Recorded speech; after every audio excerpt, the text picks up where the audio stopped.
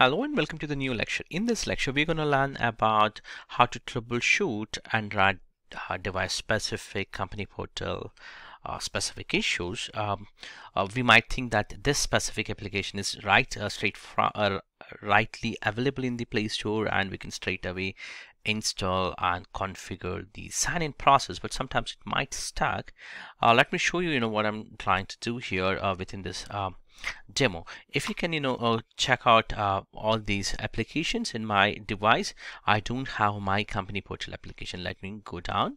I don't have anywhere the application called my company portal application. So what I'm gonna do is, now I'm gonna go into Play Store and search for the my company portal application.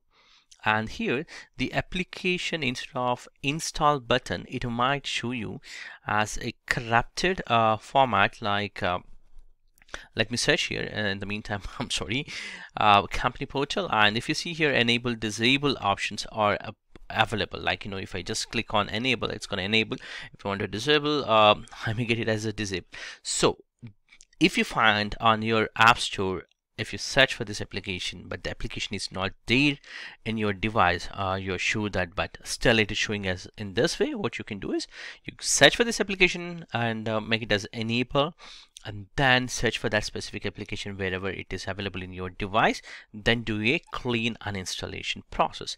That makes easy for us, so that would actually remove any traces, in fact. So let me enable and show you the traces, how it looks like. Let me enable. After that, I have straightforward, I can open up, but if I just go here on the desktop, you can see that Google Play for work is there, and company portal application is here. So what we can do is, we don't want this to be available, so I'm gonna uninstall that by selecting that, say uninstall. Now, as a next step, I would be definitely go back to the company portal application to install from the store application.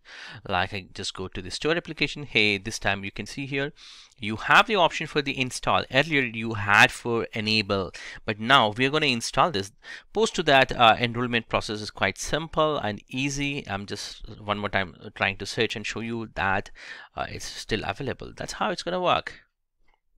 And I hope this is very useful, but to tell you that this may work if you enable and just try to sign in with your Intune portal credentials, but some of these settings might not work properly. That's my experience within the real world. So make sure that if something goes wrong, try to uninstall the post to the retire of application from the Intune portal.